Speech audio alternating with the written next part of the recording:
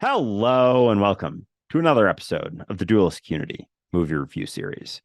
I am constantly questioning the fabric of my reality and rarely settling upon the idea that I know what the fuck is going on. And I think through that, I don't know, acceptance of the uncertainty of everything that's happening around me, I've discovered a depth and a just constant curiosity that's very enjoyable once you get used to it.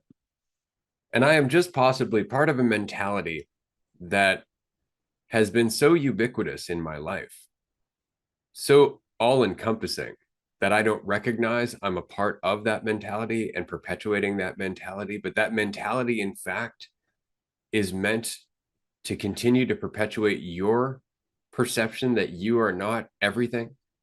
And so I am unwittingly participating in a show to keep you from understanding and recognizing that you're God and it's your show. You're the cause of this mentality, as well as the figure that the mentality is keeping from freedom. Just possibly.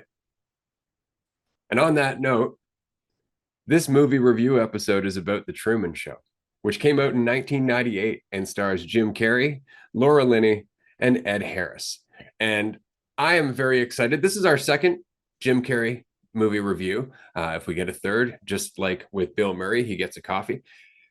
This movie is fantastic. And what I love about this movie is that it works on a couple of different levels. When I first watched this movie back in 1998, it was very much symbolic of how the system is keeping us asleep to our freedom, that the system is manipulating us, that the system is using us to perpetuate itself, to make a profit off of us. And that's very much what I got out of this movie. This time around, not only is that in there, but you start to recognize that the system itself is really just the function of our collective mentality, of our collective ego. And that the movie is actually about you waking up to what you really are. And we are all a part of that process of you waking up. And so before I say any more, because that's again two of the things that I got out of the movie going this time around, I'm going to pass it on to Andrew and hear his initial reaction. Yeah. So as always, watch the movie if you haven't yet before you go any further into this episode. There will be shitloads of spoilers, as always, in these movie review series. But I'm sure this is a movie that's been watched by quite a few people already. So a lot of you probably won't have to dig into it. But yeah, for me, the biggest takeaway I think was the symbolism from because I've seen this before, but I haven't in a long time, probably a good 8 years or so. So in a much different mentality right now. But I think the symbolism and what I think a lot of people might miss is I was seeing it as so the Truman Show is like exists sort of within our society. And we see society as like the real world, and then the Truman Show as this sort of fake curated thing where he's able to be very easily manipulated by opinions of friends, family, whatever, and morphed into this sort of thing that they wanted him to be. And we'll definitely get into the manipulation aspect because that I found to be very interesting. But the way I see it is that people think that this society that we're in, is the real world, and there's like something beyond, significantly beyond that a lot of people don't necessarily recognize. And so beyond society is reality, but that's not something that can be controlled or curated or is necessarily controlling society. But because of our priorities and where we sit and where we lie with our priority and comfort specifically, we are able to be manipulated and sort of settle upon the idea that society is reality. Things are just the way they are. This is how things are. What do you mean they could be different? No, this is just fine the way things are. And so there's something beyond where we've settled right now. And I think very much to a degree, we're experiencing a Truman Show like reality right now because we have settled upon what we believe to be true. And I'm just going to get this quote out there because this one hit me the hardest from the movie when Christoph said, "We accept the reality of the world with which we're presented." And I think that if for nothing else, that was probably the biggest takeaway that I got. And that's just our resistance to the desire to question what's going on around us. And through that questioning, we can let go of the reality with which we're presented and maybe more clearly recognize that we are that reality. And as we change, so does that reality. And that's really the thing about this movie, is that they repeatedly show that it's a prison, regardless of how comfortable it is, regardless of how they work to make sure he is happy, that he is comfortable, and he is a willing participant. It is a prison, and that is very much the ego. It's very much the ego, and it's very different from real life. When you're thinking about yourself, everything is colored by that perception of yourself. Everything is colored and distorted by your fears and everything that you're trying to be. The carrot and the stick mentality changes your experience of the real world. And so it becomes your prison. And it's almost preferable, though. And I love this about the beginning of the movie where they were talking to the actors about being a part of the Truman Show. And the actors treated it almost like a religion, very much like we do in our culture right now. Like the ego is the one worldwide religion that we are all very much worshiping at the altar of. And so Laura Linney's character was saying that it's like a blessing, like they're doing something noble in participating in this charade. And one person actually said, it's all true. It's just controlled. And that's exactly the ego. The ego is like, no, no, no, no. What you're experiencing is all true.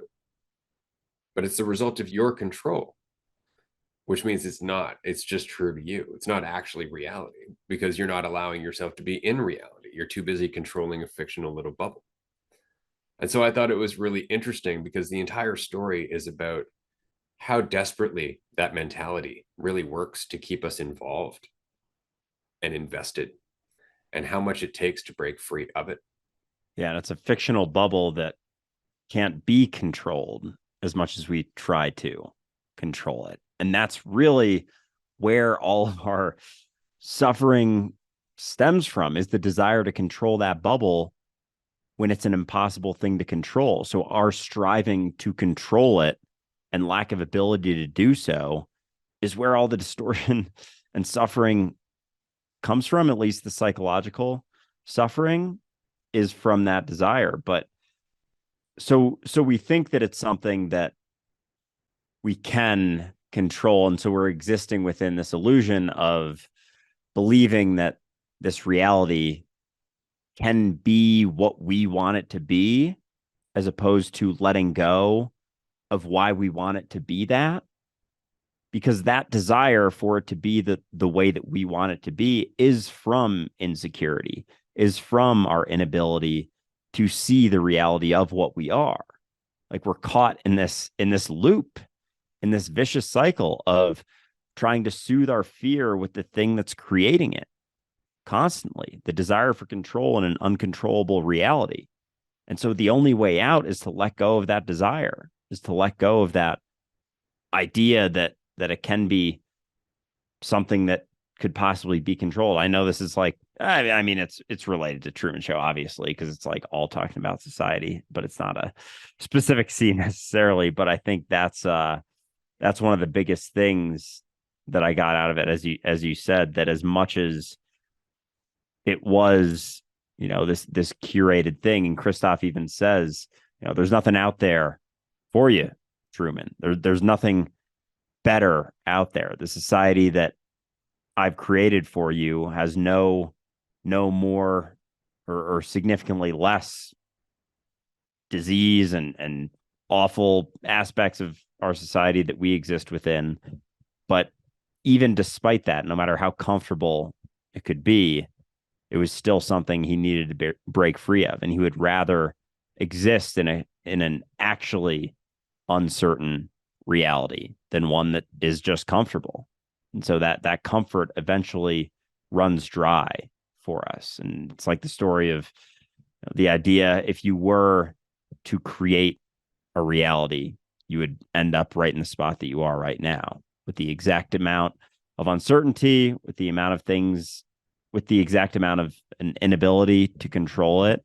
And so it really comes full circle to that. It's just that very few of us recognize that. We're always striving for more of the control rather than letting go of the things that are causing us to want it. And it's not freedom. Like, no matter how much comfort we're offered, it's not the same as freedom. And deep down, we know that. We know the difference. And that's why comfort itself is never satisfying in the long term. That's why Truman wanted to leave. That's why he wanted to adventure. He had that adventurous spirit. And look at how much the ego or the town or Christoph had to do to try and stamp that down. It's like, I want to be an adventurer. Oh, everywhere's already been found, right? I'd like to go out on the water. Oh, your dad died, right? Like, there was so much in terms of manipulation to convince Truman that he couldn't do the things that he wanted to do or be the person that he wanted to be. And all for the sake of security. And Christoph, when he said that, and I really enjoyed that part where he's like, there's nothing out there for you. In here, it's so much safer. It's like, right, that might be true, but in here, it's not for me.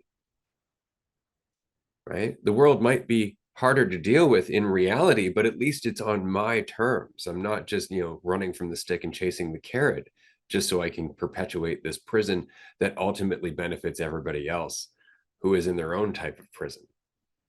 Given that, freedom is really the motivating factor. And we're talking about freedom a lot on Dualistic Unity in terms of freedom of mentality. And Truman Show is very much freedom from the ego, freedom from the idea of safety and comfort and living in a little bubble. I love the fact that it's actually a bubble.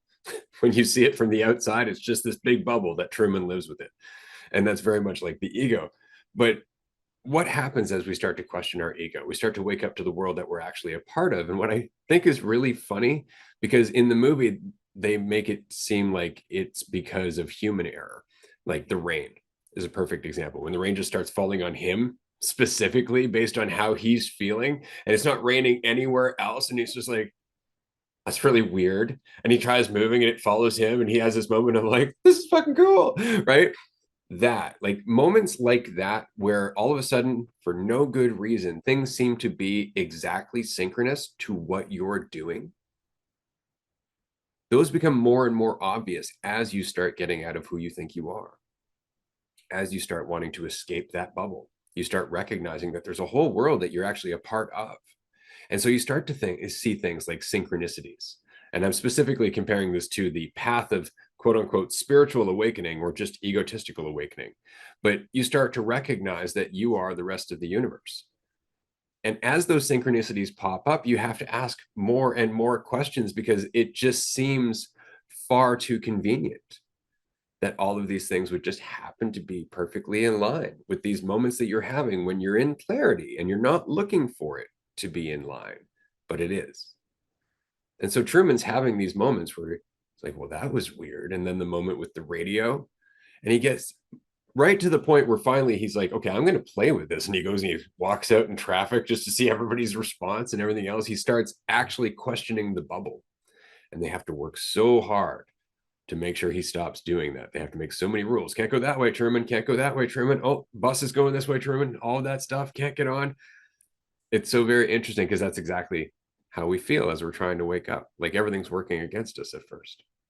Yeah. And that process of letting go has its own reward as you go too, but you have to be willing to take that initial step into that uncertainty to start to recognize that. And I think that's what a lot of people shy away from is as things, the idea of yourself. We're always having opportunities to question that constantly, and we're constantly avoiding those opportunities. And so in all of the scenes that things start to get a little strange for Truman, he has opportunities, the lights, the initial one, the lights fall from the top of the dome, sees his dad, who apparently has been dead for 20 years. The radio is saying his every move because he taps into the people monitoring him. When he goes in the elevator, he sees, oh, it's not really an elevator. It's just a doorway into all of the director and producer managing everything.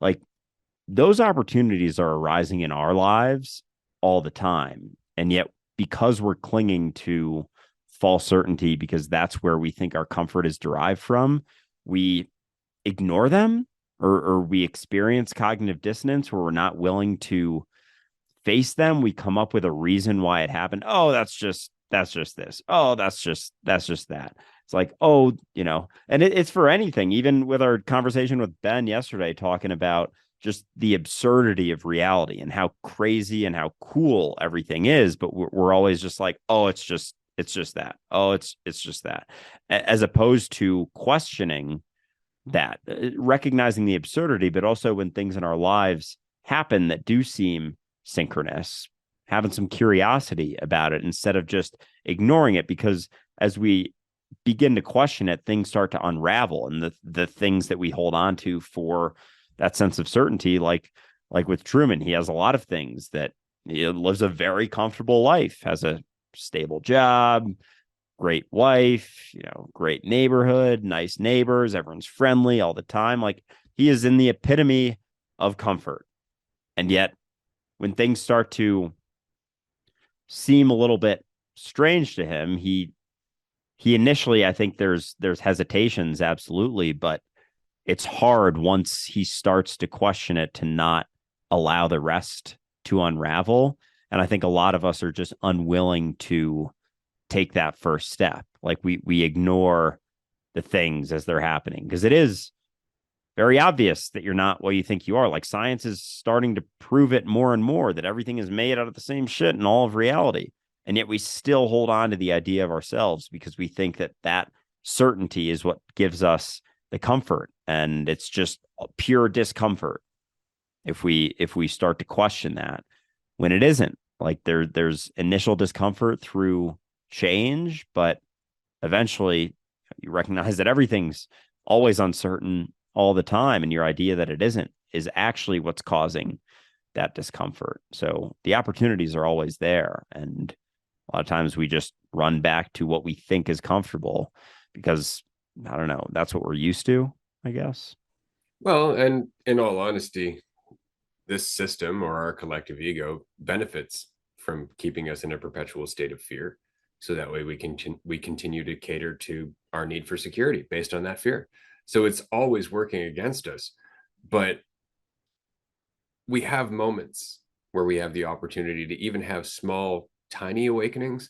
And it's interesting because you mentioned all of those very obvious moments where almost anybody who wasn't raised in an environment where they were fooled and lied to their entire life would have went, what the fuck?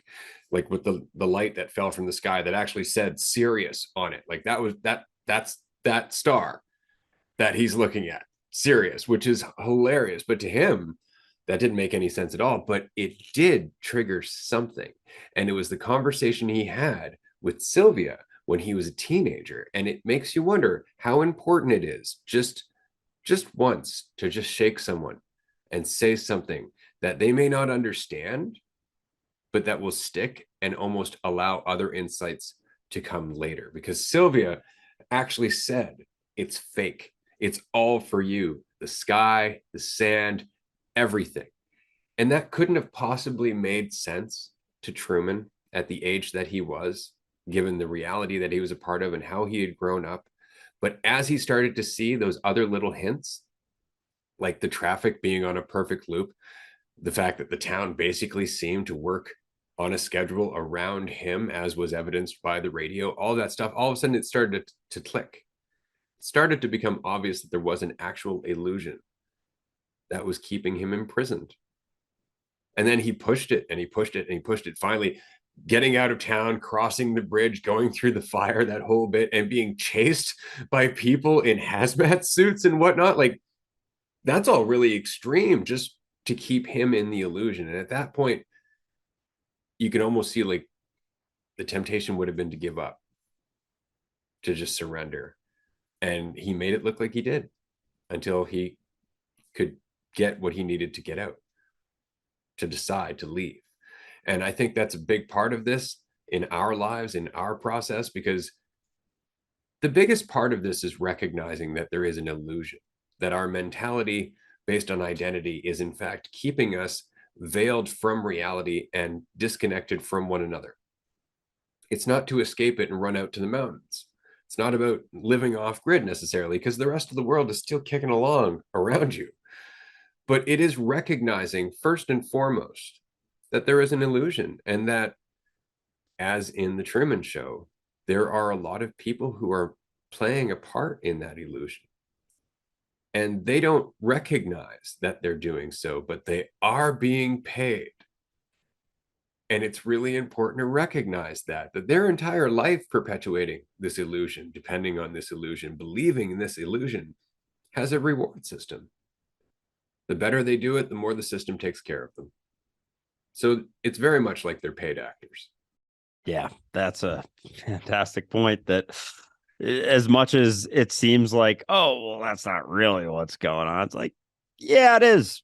It actually is. But I really liked that part of things, the shift from him kind of going berserk with, oh my God, trying to get out, trying to escape, to being like back in it, back in it.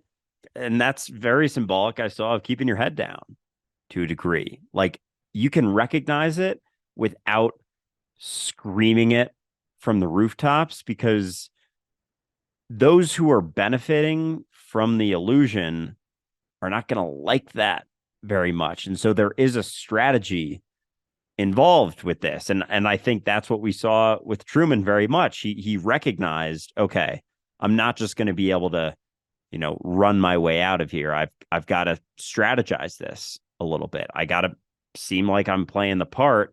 And those, in our reality, when we play the part, recognize it, but play the part, it's like you're more sensitive to those who may get it. There's nothing wrong with dropping seeds. Obviously, right? I make tons of videos. We have a whole fucking podcast talking about it. We're dropping seeds left and right, but we're not screaming at people how they need to change and shift and all of that. And that's what I saw with Truman when he transitioned from trying to get out to playing the part, to going back to just the loop, just making it seem like doing everything, because he knows that if he can get people back into believing that he's in the illusion, so kind of flipping the illusion on them, he can play that role and actually have more of an impact on things. And I think that's something to keep in mind as you start to wake up to the reality of not being what you think you are, to be sensitive to that. I think that's something we saw coming out of the retreat a little bit. Like, some people went fucking scorched earth on reality, because it was like a lot of recognitions happen at our retreats, and we go fucking deep as shit. And to those caught in the illusion, it's not going to make much sense if you just start screaming it in their face, because they're so far on the other end of the spectrum. It's not to say that they can't get closer, but to expect everyone to come to the other opposite end of the spectrum typically does more harm than good, and just puts you in a really difficult situation. So I think you can learn a lot from what the way that Truman handled that recognition. Like, he saw, oh my God, this is all fucked. Like, he didn't recognize maybe that he was in a TV show, but he recognized the absurdity of everything that was happening, and how it was all revolving around him, and everyone was in on this grand thing. So he did go back to playing the part and get everyone to believe that he did still think that, or didn't recognize anything. And so I think we can all take a little bit of advice from Truman in that, or learn something from him, that it's not necessarily about screaming from the rooftops. It's about dropping seeds here and there and keeping your head down to a degree, because we've seen what it's happened to those who have screamed it from the rooftops, or just not even screamed it, but just been a little bit louder in our society, and how quickly the system kills those people. Yeah, bide your time, keep your head down, but also remember that the final plunge out of that illusion is a big one. But I love what you were saying there, Andrew, about taking a note from Truman's book here in terms of the reactions, because again, these are paid actors. And what I mean is, everybody who's still very much enwrapped in their identity, in their ego, that they don't recognize that that's an illusion, that they are still invested in it as reality, they are very much going to continue to perpetuate and believe in it. And they're not going to see anything wrong with that. And so if you lose your shit because it's going to become difficult for you not to, they're just going to see you as the problem. And that was the thing I enjoyed when Truman was finally at his wits end, and his wife starts marketing a product to him, and he's just like, who are you talking to? What the fuck is going on? Like, it just seems so irrelevant to everything he's talking about in terms of his real existence. And that's exactly how it feels in the world when you're out and about trying to have a conversation with somebody about being God, about all of us being one, about not being what you think you are. And they're telling you, like, what do you think of my new shoes? Do you like the car I'm driving? And they're telling you who they are and what you should be. And they're playing this game. It's difficult not to go, shut the fuck up. Listen, let's have an actual conversation. But they're busy playing this illusion that they still think is reality. And we can't shake them out of that any more than they could have shaken us out of that. The only thing we can do is stop being paid actors ourselves. That's all we can do. And in doing that, we give people the opportunity to recognize that not everybody is playing this game. Because that's the thing about in the Truman Show. They were terrified of anybody from the outside world getting in. They were terrified of reality entering the bubble. All you have to do is be reality, and you're in the bubble, fucking with it. Amen. So something else I wanted to bring up regarding this was the whole idea, because this is not something I caught the first time I watched it at all, was that it's the first time in history that a corporation has owned a baby. And that whole thing, because that's not really that different from what we're existing within right now. Like, we all have social security numbers. We all are basically owned by the corporation of the country that we exist within. So it's not very different at all from what we're experiencing right now. And through using the system, through taking part in the system, we are agreeing to being owned by it. And I think a lot of people don't necessarily recognize the reality of, a country just being a big ass corporation. So really, the countries that we exist within, kind of like a Truman Show bubble. And once you recognize that, again, it's not about freaking out, going crazy. It's just about recognizing it and being reality within the bubble, like still playing that role to a point, but playing it a lot differently, because it's really our perspectives that change everything about how we experience this reality, through letting go of the idea of what you think you are. Like, obviously the system's still fucked, but you're now living for you, and you can still enjoy your experience within that. And through being that example of doing so, people are going to take note. They're going to be like, oh, wow, you seem very, very free in yourself. But the whole idea with the corporation owning a baby, like, it seems crazy, but it isn't that different. And then just, I don't know, the whole morality of the idea of a show being created around someone's life, I found fascinating. And as much as I think it's really fucked up, it's also, because it's not so different from the society that we live within.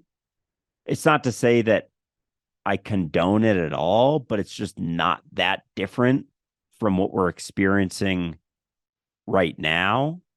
And so it's almost like, I don't know, the natural progression of capitalism in a way, where it's like, I could see that being something that happens in our reality, and people kind of being like, well, how much money we making off of it, huh? Because it's not so different. So I just found all of that to be super interesting, but especially, a corporation owning a baby for the first time. Yeah, for the first time, that's kind of laughable, right? Because at the end of the day, that's exactly what the system does. And we are very much a vehicle for the system to continue to perpetuate itself. Like, if you look up the Corporation of the United States, their chief revenue is the taxpayers. Same with every country. Every corporation of every country, their chief revenue source is all of the combined income over the lifetimes of their taxpayers. That's what they can leverage as an asset. Right. So it's really not that different. And when you go to court, for example, each and every ruling has a penal sum attached. So it's actually representative of money. It's actually representative of value. It's not just you being handed a sentence. It's actually the exchange of currency under the guise of you being assigned a sentence. So it's very much business as usual. And one thing I thought was interesting, and they did a great job of showing this in this movie, is that the system works very hard to keep us afraid. Because it understands that when we're afraid of not being enough, of not having enough, of not getting enough, of not being able to do what we want, all of those things, we run in the opposite direction. So we're very easy to steer that way. But Truman stopped focusing on his fears.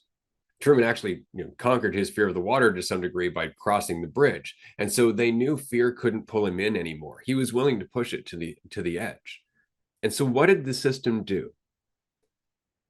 It sent out his dad. It tried to entice him back with another narrative, one that was deeper to what he wanted, deeper to his ego and his motivations before, the long lost dad that he couldn't connect with, right? Even though it's not really his dad and that relationship isn't true, it was still enticing to go back to that old narrative. Our system does that all the time, except it's in the form of like religion and nationalism. Yeah, I mean, not the least of which being the idea of, oh, careful, you don't believe in God, you might go to hell. It's like, oh God, that makes me want to throw up. But yeah, the whole idea of manipulation throughout this movie was interesting because even with, it made me realize just how much we're swayed by those around us, like when he's talking to his friend on the overlooking the sunset, he's like, you've been around, huh? Like, how's that been? I think I want to get out of here. He's like, oh, Truman, nothing beats Sea Haven Island. Nothing beats it. And so it kind of like, okay, yeah, maybe. Or even like just thinking with my friends, if someone isn't sure if a girl's cute or not, and then everyone's like, oh, she's super cute, she's super cute, all of a sudden like you think she's more cute, and like we're just so often so easily manipulated. And so in Truman's life, like with, even if he hadn't thought his wife was amazing to begin with, if he had his friend in his ear being like, oh, she's amazing, like all the guys want her, like that shifts his perspective of it. And they're actually through this show able to sort of manipulate and mold him, not completely. They're not like creating a character on the Sims or on NFL video game or something, but they're still able to mold him very much to a degree. And when your primary source of value is from the perception of other people, with which so much of ours is, we're influenced super easily by those other people, as opposed to letting go of that need to be valued or thought of in a certain way. So goes our ability to be manipulated so much. And so we saw that as Truman let go of that, even though that wasn't maybe a huge part of what it was. It's a huge part of most people, is their ability, their desire to be liked, their desire to be appreciated and whatnot. And so as he let go of that need for those things, he was way harder to manipulate. He wasn't able to just be told like, oh, don't worry about that, there's nothing better out there. He's like, yeah, but maybe there is. Maybe I don't have to listen to you or take your perspective to be the truth anymore, because I have my perspective and I'm curious and I want to find out for myself rather than relying on the opinions of everyone else. I think that's a huge part of it. I think we get to the end of the movie where Truman makes the decision that could cost him his life. But in that, he's already chosen a particular type of death. He's already chosen to leave everyone behind. He's already chosen to leave everything that Truman ever wanted in that town behind, even the replacement for his wife, which you notice Christoph chose very specifically to look like the girl that Truman was in love with. So right there's the manipulation again, but he walked away from his long lost father. He walked away from his mother. He walked away from his best friend, from his job, from his house, from everything he knew in that town, and was willing to die for his freedom. And that is exactly the energy that this takes to be free in yourself, to break free of your ego, is the willingness to let go of everyone, all of what they think of you, the need for them to think anything about you at all. You have to be willing to let your ego die. And it's going to be scary at first, but it's a choice. And when Truman made that choice, that's when everything changed. And he quite literally hit the edge. Yeah. And that's really what it comes down to. Like, so much of our lives are dictated based on that. And freedom is a letting go of that. And it goes fucking deep because it's a letting go of even the perception that there are other people. It's not just the opinions, it's not just the thoughts. It's like, no, there aren't even others. And something he says in it is it's starting to feel like the whole world is revolving around me. And it's funny how in our society that's taken in so many different ways. It's kind of the perspective that we were talking about with Ben again yesterday, the perspective of having that like egoic God idea or just like being nothing idea. And those are both on the spectrum of your idea of yourself. But through letting go of that, you recognize that, oh, I am reality. And so the world sort of is revolving around me, but not the idea, because it's the world is me. And so I'm just revolving around myself, and how clearly I recognize that impacts the flow of all of it. And so there's a lot of deep symbolism throughout this, I think, and it's portrayed in a way that's digestible to our society, because we're able to see it as sort of like something separate from the reality we're experiencing. But at the end of the day, the world is revolving around you, and how clearly you see that is how much sway you're able to have on it. How little you see that dictates how little sway and how much you think it's constantly swaying you. But as you let go of your own preferences of how you think it should be going, you realize that it's going, and you're it, and you're sort of moving it as it goes, but it's not from the perspective of how you want it to go. It's just having that influence over the goingness of it, because it is all you at the end of the day. It's a really interesting end to this movie because Truman is quite literally the center of this world, but he's the center in that everybody is paying attention to his character. He's not the center of his own world because nothing he does is his own choice. It's all manipulated, it's all influenced. And so he is choosing to stop being the center of this little egotistical world that's based on his character and going out into a world where he will be as anonymous as everyone else, but free, and therefore the actual main character of his story for the first time. And so I love the conversation towards the end because Christoph does a great job. Ed Harris does a great job in this movie of acting as basically our ego, because he actually says at one point, if Truman really wanted to leave, there's nothing we could do to stop him. And he's so convinced that Truman won't leave because of everything that he's offering: control, happiness, the opportunity to be the star, the center of attention, all of that. And it's just so interesting because he makes the sales pitch like, your character is giving hope and joy to millions of other people. Look how important your character is. But it's not really Truman. He's like, you were never had a camera in my head. So you were never really seeing me. You were seeing the piece that you made for your show. It was never me.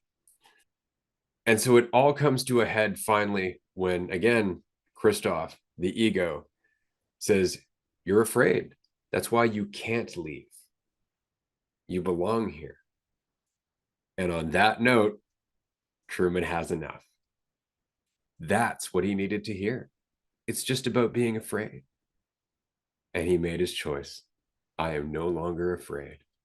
Took a bow and said goodbye. And that's just it. As we no longer fear all of the things that come with the perception of yourself, or the letting go of that.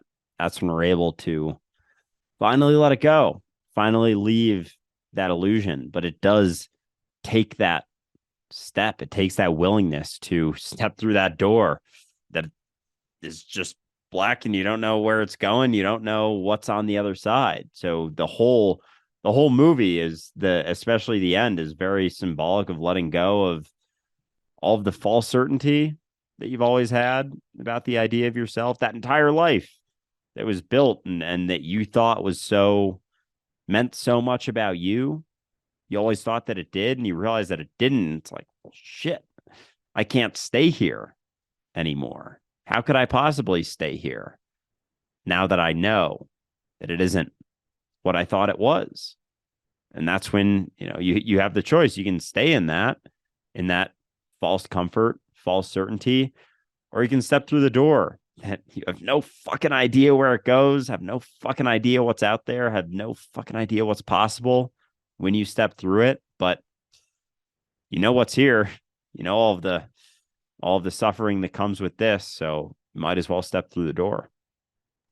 On a final note, I have to wonder, because there are people in our society, as we've mentioned, who are paid actors, but unwittingly so. It's just everything they know. It's just the mentality that they operate under. But there are other people, as we've kind of alluded to in our community topics episode about the Freemasons and other conversations. There are wealthy families, multi-generational wealthy families that are using this system and using our mentality to their advantage. They know very well, in terms of marketing and everything that was done with the propaganda department in the early 1900s with Edward Bernays and all that other fun stuff. They know how to twist our ego. They know how to use it.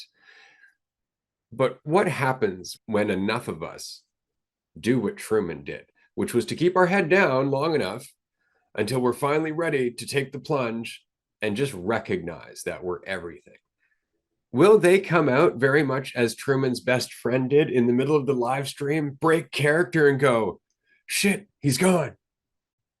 It makes me wonder. I'm excited to find out. But yeah, I think, and that just again points to the importance of keeping your head down to a degree, having conversation. Absolutely. I mean, we're having it all the time, 5 days a week, every single week. But outside of that, when you're in mixed company, it's not to say you don't drop seeds. It's not to say that you don't question things, but it's not about forcing anyone to recognize anything. It's just about being free in yourself and continuing to walk through those doors as they open, as the opportunities arise. And eventually, there will be enough of us who have recognized it that we can start making some bigger ripples collectively together. But until then, we gotta build that base, as they say, and it'll be interesting to see if they they do give a bunch of oh shits, because right now I think they're quite comfortable with the fear and the desire for control and certainty that our society settles upon, relies upon, in order to just feel a tiny bit better than we were if once we do start to question it. Because it's not that we're afraid and we can't leave. It's that we're afraid, and that's temporary. So this has been a great episode. I really enjoy The Truman Show. Each and every time I watch it, it's just a fantastic movie with fantastic performances all around. Thank you so much, Andrew, for checking out this movie with me and doing a review. I know you've seen it before, but it is a gem at the end of the day. And so, dear listener, thank you so much for joining us. We will see you next time. Bye, everyone.